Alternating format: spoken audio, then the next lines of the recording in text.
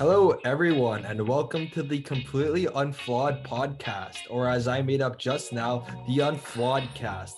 Today, we're joined with a special guest, Anuj Sikara. Rumors are that he is a disciple of Robert Sapolsky, the man, the myth himself. And we are going to be diving into the idea of culture and how that might impact how we raise our children in different parts of the world. Anuj, culture is a super hard thing to study. What made you interested in choosing a particular culture? What made you interested in just studying this thing in general in the psych class? Yeah, so as you just said, culture is really hard to study, and the underlying reasoning for that is that it's a really abstract concept. There are a lot of different things that go into creating a culture. There are a lot of different aspects to it, Yeah, and for so sure. when we say, oh, a certain culture, having a certain culture leads to this, or having a certain culture leads to this, what exactly in the culture is responsible for that outcome? It's not very well known, and it's very hard to figure out because it's Yeah, very for hard to sure. distinguish between the different aspects of one's culture. So that's what Because there's really so got, many different things that go into it, right? You got the parenting style, you got your income level, maybe you got your education level. yeah. And so, yeah, that's what really got me interested in studying this idea of how different cultures could lead to different things. Mhm. All right, cool. Well, my culture was Chinese Americans in the United States, and I'm not sure what your culture was. Yeah, so mine was Indian Americans in the US as well. So like pretty similar topics. What made you choose yours? Yeah, so I personally uh the main thing was just personal experience, but also just wanting to see how different how especially with immigrant populations, how they're able to incorporate different ideas into their, I guess, worldview, and how they, yeah, so I guess how they approach the view the world's really worldview. Yeah, for So sure. and so one of the things that I known about was that there are four different types of ways that people can incorporate different ideas with their host culture. And they're known as assimilation, marginalization, separation, and integration.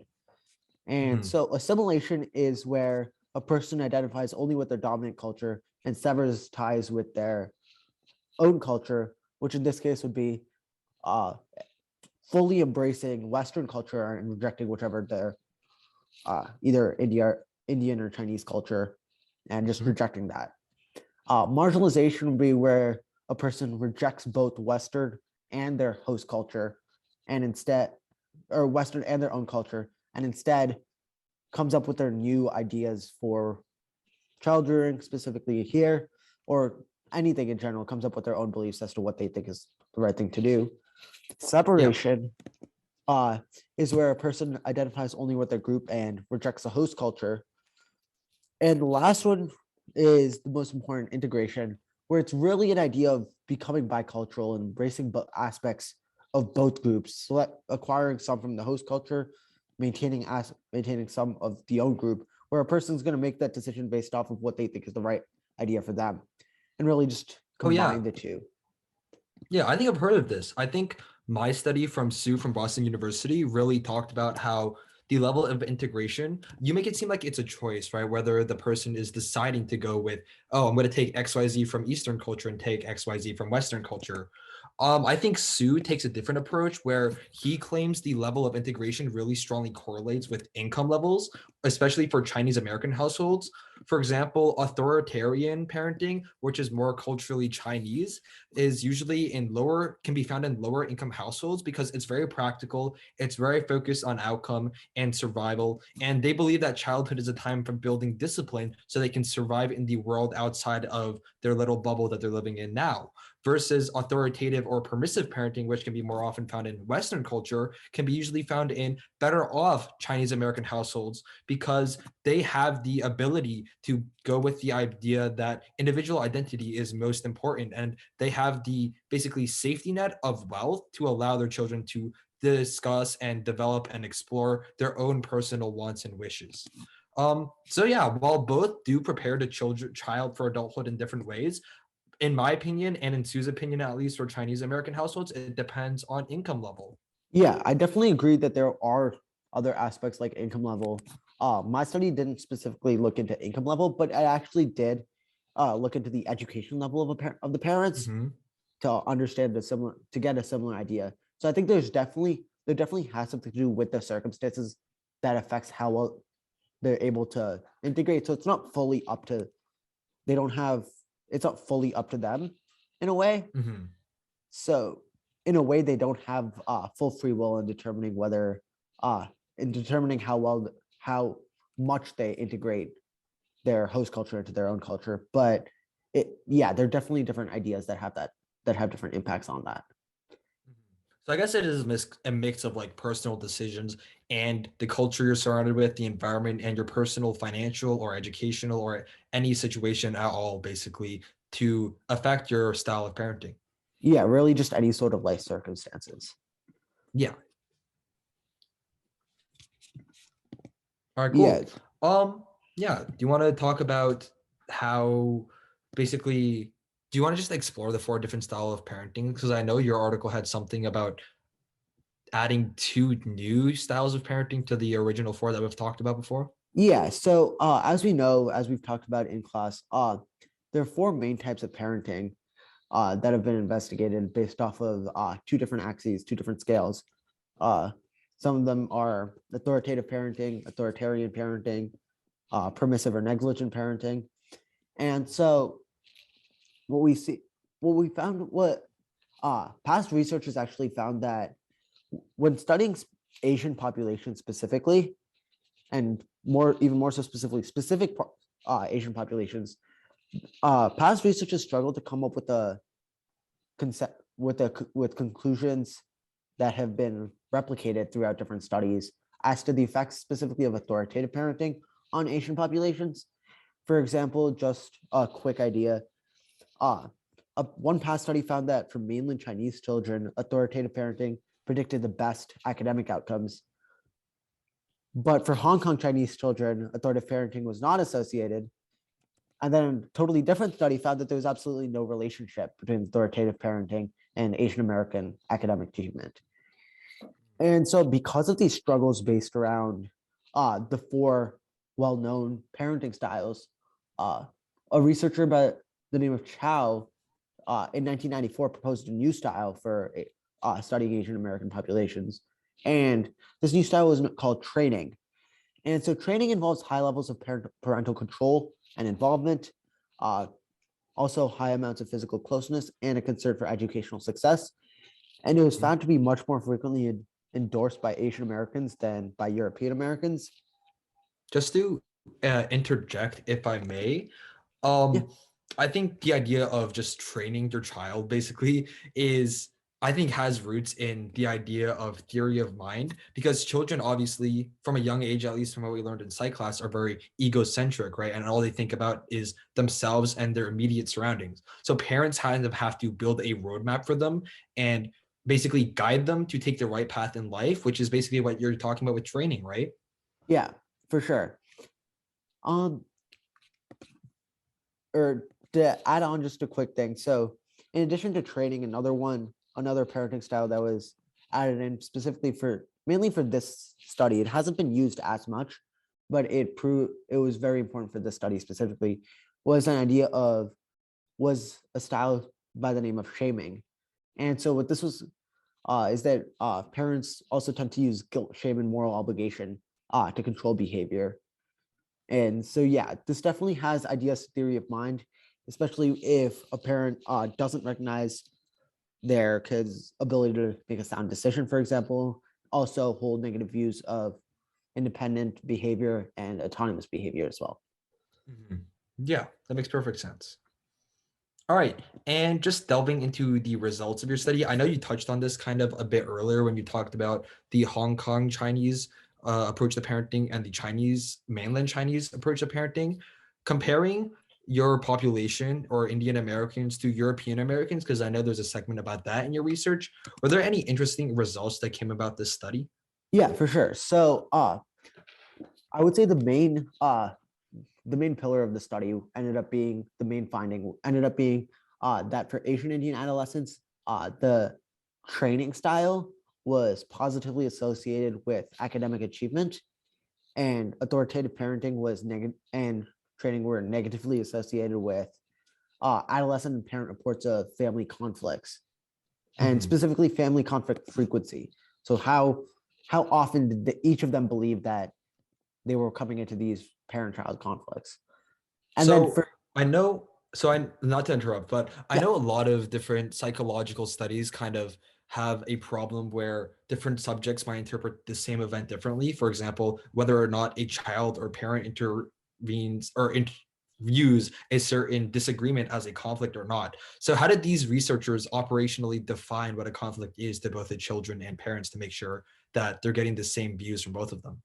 yeah. So pretty much what they did was, rather than have a specific definition that they would go by, like, oh, do you have, so that they could say, okay, technically, does it follow this operational definition of a Mhm. conflict? They instead had both the parents and the child rated on a scale as to how frequently they thought, just on average, how frequently they thought they were running into these parent-child conflicts. And they were able to find that there were disparities between what the two groups believed, between the parents and the childs, but they Mhm. were able to find this sort of middle ground and assume that as the actual values, pretty much. Oh yeah, that makes sense. Yeah, you were saying about just going back to what we were talking about, something about the results or the final findings of the paper. Yeah. So for European American adolescents, uh, they found that the parenting belief of training was positively associated with anxiety and negatively associated with academic achievement and ethnic identity achievement, which is this idea of how much or how little do students really question their identity and struggle with the sort of uh, identity crisis when figuring out who they are as a person, really. Yeah. And also, authoritative parenting was positively associated with both self esteem and what they found was academic achievement. And then finally, for European American adolescents, still, training was positively associated with uh, reports of family conflict intensity from both the adolescents and the parents, and Mhm. and the parents' reports of family conflict frequency, but not the adolescents, which was an interesting distinction where there wasn't such a distinction with the Asian Indian adolescents. Oh yeah, for sure. There's kind of like an interesting angle to approach this from a nature versus nurture kind of lens. Do you want to kind of explore that idea a bit? Yeah, so this idea of how, also with just culture in general, this idea of how nature versus nurture. So of course we know that this is a longstanding question in psychology, that we know that it's Mhm. a combination of both nature and nurture, but For especially with sure. the nurture idea, how these child rearing techniques have an effect on the on a person as they grow up, and really how they're nurtured.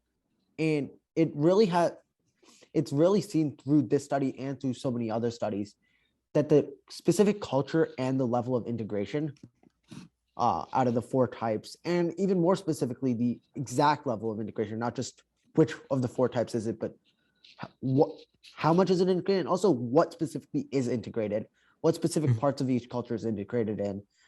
That really does have an effect on the nurture and how those kids end up uh, later down the line, how they're able to, what they're able to achieve, what they're able, how well they're able to succeed, and just where they really go and what they think and everything that there is to do with them, really. Yeah, for sure. I mean, kind of to tie it back to the idea in your study, for example, to explain the differences in Europeans' child's academic or personal like development outcomes versus a Indian American child's personal or academic outcomes, just like comparing the results of training on them. I think if a European child gets quote unquote trained while their peers are raised authoritatively or authoritatively, and the pressure of social norms kind of gets to them, then that might be a cause of anxiety versus in Indian American circles where the norm might be to get quote unquote trained, there might be less pressure on them and therefore a better overall performance or a better overall outcome because of being trained in a community where training is normalized, right? Yeah, definitely. All right, cool. So okay, so do you want to talk a little bit more about your culture and uh the study that you were talking about? I know that there were some ideas about Piaget and his stages of development in your study as well. Would you like to go into further depth about that? Oh yeah, for sure. So basically with the whole idea of Piaget, he's sorting these different levels of stages of development where children are supposedly gaining different levels of conscious thought.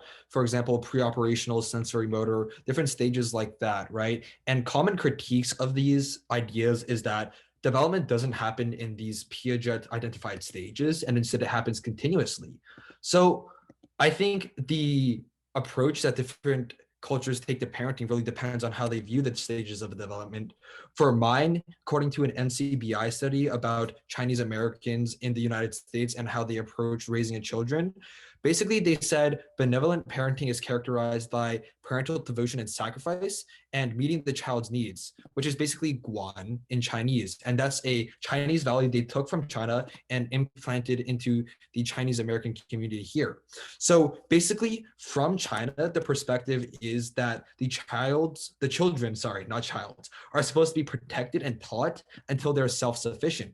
So I would say that while the idea of stages of development does make a big impact about how some cultures view how raising children should be, I think my culture seems to think that even if development happens in stages, or even if development happens continuously, the approach to dealing with the child is the same, which is to shelter them no matter what until they reach a certain level of basically autonomy where they're able to go around and live on their own, which is where the idea of like Erik Erikson's social clock is huge in Chinese American culture. The minute you turn 18, you're supposed to move out, you're supposed to graduate high school, you're supposed to get a job, you get married in your late 20s, early 30s. It's a very stage-like approach to mapping out a child's adult life. However, it's not exactly similar to Piaget's stages of development, which more focuses on the early childhood. So just like talking about Erik Erikson's social clock, how would your culture put like different events at what times, basically in what times in your culture's life would a child be expected to do these monumental tasks, such as finding a job, such as buying a home? Yeah, so I think one thing that's really interesting that I noticed was there's a very clear similarity here with Chinese American culture and Indian American culture. And Mhm. they follow a very similar idea to the social clock. Pretty much most of the same ages, children move out and graduate around 18, get a job after attending college, and pretty much a very similar progression as to how an adult life should go and how the model life would be for a quote unquote successful or a good, like a normal person as an adult. Mhm. And what's really interesting is that while there's such a, I think in both cultures, while there's such a clear uh expectation for this adult life as you were getting to, there really isn't anything similar for the stage, uh what PJ would call the stages as a young child, as to Mhm. at what ages certain things should be done. While there are Yeah. some, there isn't really a general idea, and also not a general consensus. It's a lot more vague as well. So I think that was really So interesting like to see. basically our cultures will be more interested in not the perspective that there are stages, but more development happens continuously. Therefore, you can't have a certain expected age to like get a 1600 on the SATs, say, because both our cultures value education so much, right? Yeah. So with that example, I think there is, of course, this idea that, okay, they know that nobody's getting a 1600 on the SAT at the age of 3, for example. Yeah. And it's around going to be around your high school year. It's going to be around the age of like 15, 16, 17. Mhm. But yeah, in general, I think there is this idea of more on the continuous side as a younger kid, whereas they're more drawn out, they're more specific stages after your childhood, after you turn 18, after you're really an adult and enter the real world. Yeah, no, I definitely agree. All right. And I think we have time to cover one last topic on this podcast. Let's talk about the idea of attachment theory, or how different cultures approach how to raise a child that is very basically individually successful. Because I know that according to what we learned in class, the way you are raised really impacts like the way you grow up to be. And it's a lot of the idea of nurture is very important for your self-development, for your identity. And it even gets the ideas where even if you are born with like a sociological I'm not sure if deficiency is the right word, but just like having issues with socializing with other people. If you're raised in a loving family, or according to attachment theory, at least, if you're raised in a situation where you're securely attached to your parents, you can really overcome a lot of these obstacles. So obviously, attachment theory is something that's very central to the way different children are raised. So, how would your culture view attachment theory as a whole? Would they agree with it, disagree with it, and how does it impact the way your culture raises children?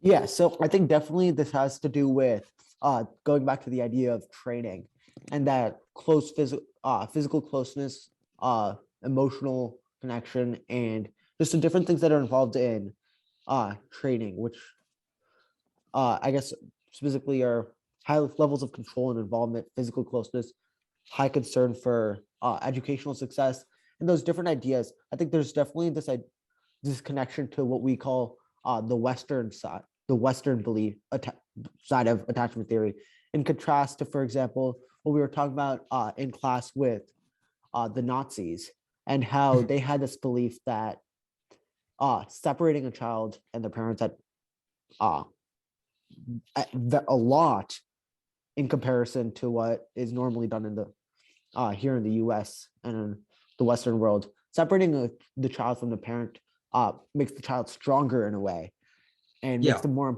independent from a very young age and allows them to be, I guess, in that idea, I guess, groomed for the Nazi Party and working towards the Nazi Party. Mhm. Uh, and it's this clear contrast between the two, where this one believes, okay, at all points, no matter what, the goal should always be to have that level of physical closeness and involvement and high level of involvement. Whereas in the with the Nazi example, it was the exact opposite. Whenever possible, Mhm. have them separated, and only when absolutely necessary for the survival of the two parties were they brought together. Yeah, for sure. I think that like despite the stereotype that Asian parents are very like distant to their children and don't really offer many like don't really show their love physically. I think it's more of a stereotype than truth because I think most cultures believe in attachment theory, or at least a part of attachment theory where you have to have a figure in your life that takes guidance of you and basically gives you like room to breathe and helps you develop your own personal identity. And I Yeah, think that this idea is very prevalent in Chinese culture where the idea of qing is very, very basically everywhere, right? Because seeing means that the child feels close to and feels loved by a parent, and the only way to do that is to make your child feel like they are closely attached to you. So I think the conversation article which we read in class diverges from the idea, with the Nazi Party being an obvious outlier on the idea that you can't be warm towards your child, is the idea of how many maternal or paternal figures you have in your life. For example, in snow culture, I don't know how to pronounce that, NSO, there is the idea that maternal exclusivity is a bad thing because you need an entire community to raise a single person, right? Or a single individual, a single child, because that's how you provide the best care. So, how would your culture approach this idea versus the idea of just having a single mother and that mother being very dedicated to the child? yeah, I think I would definitely say it's a combination like in between, where Hmm. in Indian culture, extended family is a large factor. I think in a lot of Indian families, or less so in the US, just given circumstances really, but especially in Yeah. India, back in India, a lot of times most households consist of three or more generations. So when kids are growing up there around their parents, they're around their grandparents, and possibly even great grandparents, and so they have that larger extended family always present, and so Hmm. that kind of does connect to this idea of many caregivers is the best, rather than just this discourage rather than and like this idea of discouraged maternal exclusivity. Whereas at the Yeah. same time, there is this idea that there should be some exclusivity and Hmm. some, I guess, distance and some, and I guess definitely more closeness to the specific parents, but also Yeah. there's this very important idea of the extended family. Yeah. I think they just like cap it off a bit. The idea of an extended family or just like a community as a whole raising your child might come from, I don't want to say a place of privilege, but it kind of is at least, because both of our groups are immigrant groups, right? And when they come to the United States, they're usually leaving a whole community behind or leaving a Yeah. whole extended family behind. So a lot of the time, I think that if they were to be raised in either China or India or wherever their parents first came from, there would be a lot of non-maternal exclusivity where the entire family raises a kid, but by virtue of the fact that they're basically all alone and isolated in a completely foreign environment, they're kind of forced to raise their children by themselves, or at least until the community becomes more rooted in the United States, right? Yeah, for sure. And All until right, they cool. have a larger network in the US, I guess. Yeah. Yeah, exactly. It's like a short-term thing. But let's talk about the long-term for a bit, just like free ball a bit, because I know that there's a big stereotype about how Asian parents or Chinese American and Indian American parents are super into the idea of education, or basically placing a huge emphasis on educational outcomes. Do you know why this might be for your group of people? Uh, I think definitely what specifically with, I would say, immigrant populations, the immigrant Mhm. portion of these two cultures, I think there definitely has something to do with having been with the parents having been through that struggle of actually being able to come here, because Yeah. it's, I know, like in India and China, there are a lot of people that be like, oh wow, America is like the land of opportunities and the land of dreams, and Mhm. if I could just get there, I'd be able to do something with it, with the opportunities Mhm. that I'd get there. But just they don't have the capability to get there, whether it's financial, just family circumstances, or any sort of circumstances in their life that prevent them from immigrating over. Knowing that struggle and having successfully completed that immigration journey, I think gives the immigrant the immigrant parents a different view Mhm. of how important and how difficult life can really get, in a way, and how important Yeah. education is to be able to get through some of those challenges that are in that they believe might be inevitable in life and just crucial to, I guess, making it through and succeeding. And that's why there's such a high emphasis on education specifically. Yeah, definitely. I mean, from personal experience and also from a Washington Post article I read, I think the decision of parents to move to the United States in both Indian and Chinese American societies is creating a better future for your child, right? And the way to do that is making sure your child gets a good education, which is where a lot of the idea of self-sacrifice comes in both cultures. At least what I see is that the parents choose to uproot their entire life to make a better life for you in the United States. And I think a lot of Chinese American children don't exactly see that because of how perceived, or like the warmth scale, at least going back to the idea of like authoritarian, authoritative, permissive, neglectful, etc. On the warmth scale, at least, it's might be seeming very cold, but in reality there's a lot of the idea of the parents coming here sacrificing their job, their career, basically all their free time to make sure you're getting good education. And if you're not getting that good education, they sometimes get pretty angry about it, because then what's all the self-sacrifice for, right? Exactly. Yeah, and I think that does have an idea, especially at what you refer to as the very end. Like, what's the point of it if they're not succeeding or not in school or whatever? That Mhm. connects to the idea that they talked about in my study with the idea of shaming. Whereas it's not necessarily a good thing in terms of a parenting style, but it definitely is this idea that of self sacrifice and, like, I guess, guilting or shaming, and like talking about like the moral obligation that like the kid might have to like Mhm. live up to what the parents struggle to give them, really, and how the parents struggle to put them in a place where they had certain opportunities, and if they're not taking them, then there's this moral obligation to actually take those opportunities and bring them to fruition, really allow for, in a way, this not just the success of the kid but also the success of the parent. Yeah, definitely. Because I think sometimes the status, or unfortunately, the status of a parent can depend on the status of a kid, Yeah, especially in social circles where education is so highly prioritized. Like, oh, my son got into Stanford, your kid got deferred from XYZ school, right? All that fun stuff. But yeah, so we're nearing the end of our segment. That's around 30 minutes, I think. Is there anything you'd like to add before we sign off, or are we good? I don't think so. It was great coming on the Totally Unfun podcast. Yeah, it was great having you, Dr. Sikarda, disciple of Robert Sapolsky. All right, that is it for today. That was an excellent segment with Dr. Sicardo himself, the man himself.